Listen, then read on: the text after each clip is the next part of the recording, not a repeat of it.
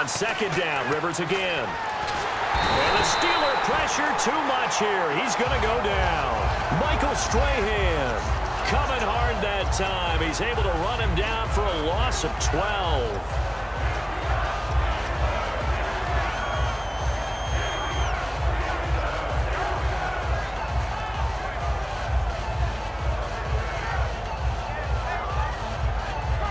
Seventh play of this drive coming up, but a long way to go on third down. They just got that play off. Now Rivers.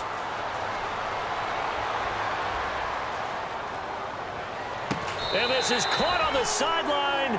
But no, they'll say out of bounds. He caught it but was not in bounds. Incomplete.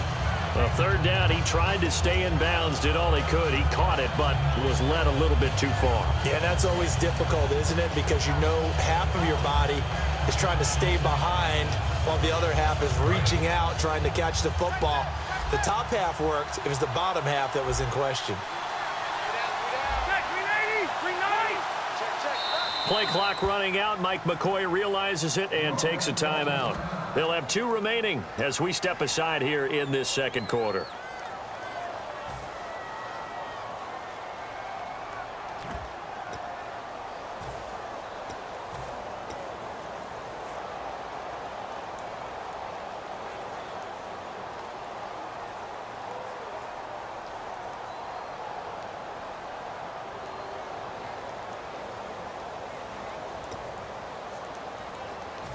And how about this? 4th and long, and they're going to go for it.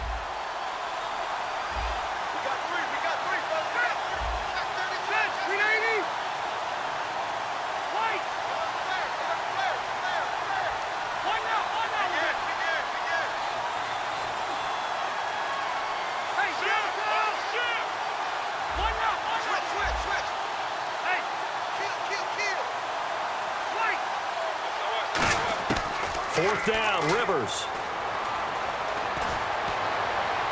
And that's caught. Did he stay in bounds, though?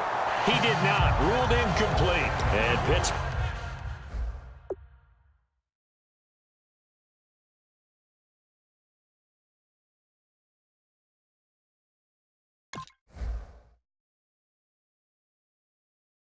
Getting set to take the field. And they were able to punch it in the end zone last time. They'll be looking to do that again here for the defense. Obviously, they'll be looking to stop them from punching it back in the end zone. It always is punch-counter-punch, isn't it? And which team has the advantage? Well, let's just go back. Last time on offense, they rolled downfield, got into a good rhythm. You can see a little more bounce in and out of the huddle. You can see the sideline really get into the game. So defensively, you're thinking to yourself, how do we take that away from them? How do we get the advantage back? Let's see what they come up with. I think pressure is always the first way to go. You love pressure. I love it. We'll see if they dial it up this drive. A huge play there on the screen pass. 52 yards. And the next snap coming inside the red zone here. And the D-line pinching together must be expecting the run.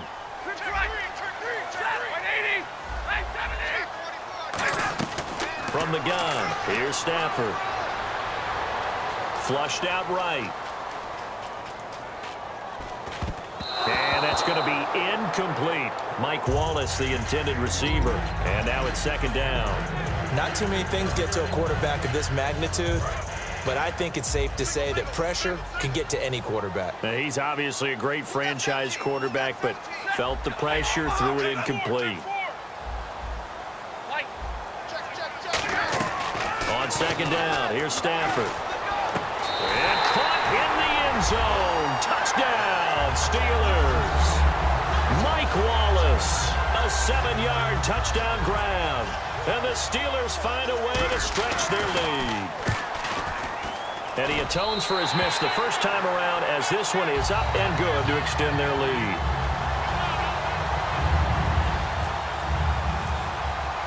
Now Bullock will send this one away after the touchdown. This fielded a few yards into the end zone.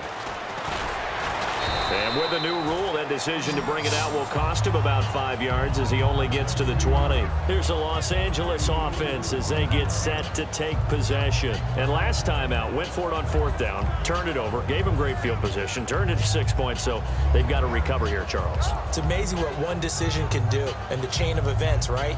The decision to go for it on 4th down. Caused all of that. It caused every bit of it, but it showed confidence. Hey, I've got confidence in you guys. Go pick it up for them. Didn't happen. Also showed confidence in the defense.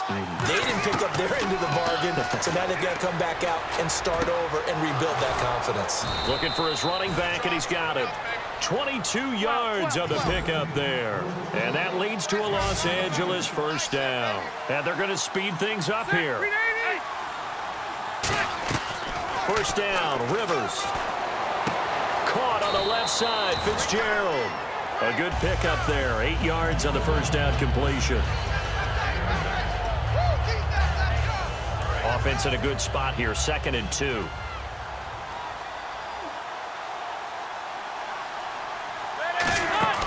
Rivers now from the 50. And right with it here over the middle. And he'll be brought down at the 45-yard line. Just 4 yards on the pickup, but that's good enough to extend the drive.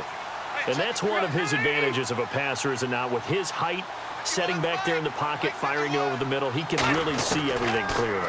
It is, and I know that other quarterbacks get it done different ways, all right? You don't have to be his height to make a great play, but what he does is he takes away having to make those slide steps in the pocket to find angles to throw the ball through. He just throws right over the top of it because he can see everything, and sometimes that saves time and gets the ball to a receiver quicker.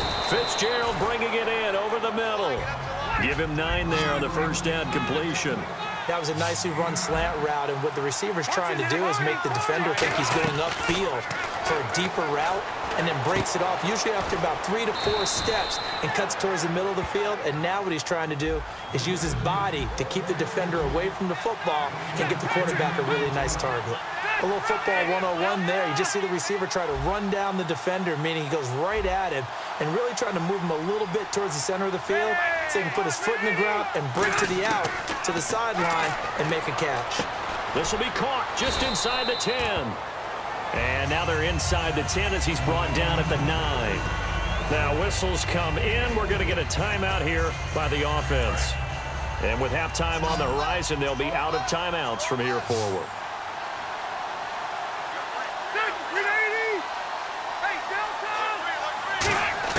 Again, it's Rivers. And that's incomplete. Clock stops with 10 seconds left. Just looking at it from a defensive perspective, when you break the huddle in the red zone, tight end is one of the guys you've got a key on because quarterbacks want the ball in their hands fast in this position, and they want to get it to someone. And in this case, he had the play. They just didn't complete it. This will be the 8th play of the drive. It's 3rd and 7. Rivers again.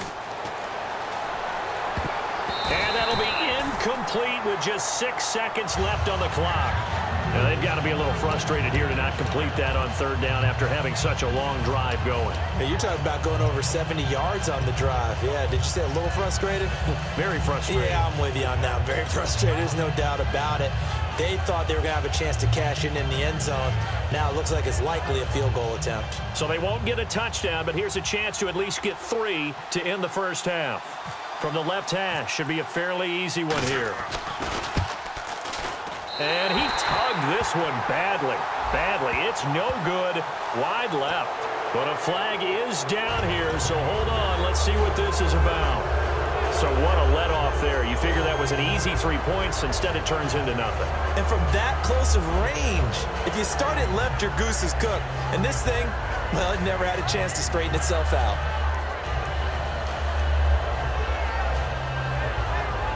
Field goal unit not out there. They want 6 before halftime. They'll run it now out of the gun. And he is going to get stopped at the line of scrimmage. The defense holds here on the final play of the half. And we welcome you back live now inside the booth alongside Charles Davis. I'm Brandon Gaudin, set and ready to rock for the 3rd quarter. Both teams appear ready for the fight ahead, and we resume action here in quarter number 3. Now Dion Lewis to return. And he breaks it all the way out to the 38-yard line. Great return. The Steeler offense now with a football first here to begin the third quarter. They built a good first-half lead. Now they have a chance to add on to it. And what I'm thinking is that the offensive staff spent the entire halftime just working with them on, here's what we think they're going to do to attack us in the second half. Nice first half that we've had, guys, but be prepared for some change-ups. We're going to see them when we kick it off in the second half. See how they handle any adjustments that might be made defensively. A big play there on the catch and run. And even 60 yards. And now inside the red zone, the offense will operate. 32. 32. 21. They come out here in the eye. Throwing is Stafford. Got his man. It's caught for a Steelers touchdown. Herman Moore. A 2-yard touchdown grab. And the Steelers are going to add on to their lead. Good to see Herman Moore back in the end zone. 62 touchdowns back in his Lions career. Not a bad run, and actually a really good job of catching a lot of passes that turned into those touchdowns. Third all-time on the Lions list. That's pretty impressive. Rolls, and he is into the end zone to bump the lead up 2 more. Now Bullock will send this one away after the touchdown. This fielded a few yards into the end zone. And he will be brought down here at about the 17-yard line. Out come the Rams. They'll have it first here to begin the third quarter. They're down in this game. A chance for the offense, though, to put something on the board, get some momentum here in half 2.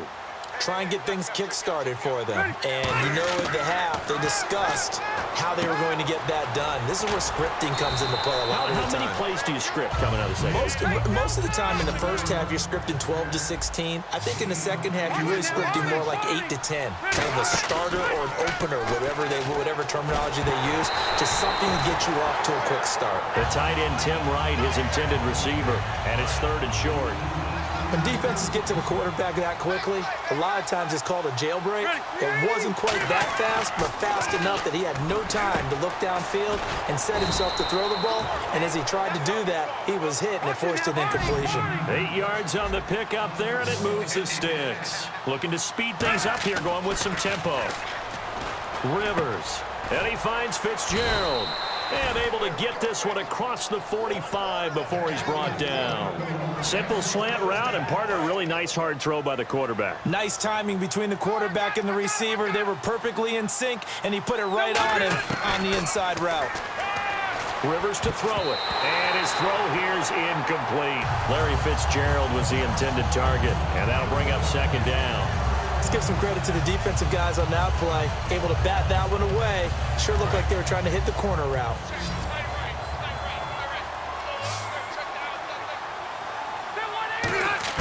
A 2nd down throw for Rivers. Drops this off to Tomlinson, complete. 7 yards on the play, and that's going to bring up a 3rd down.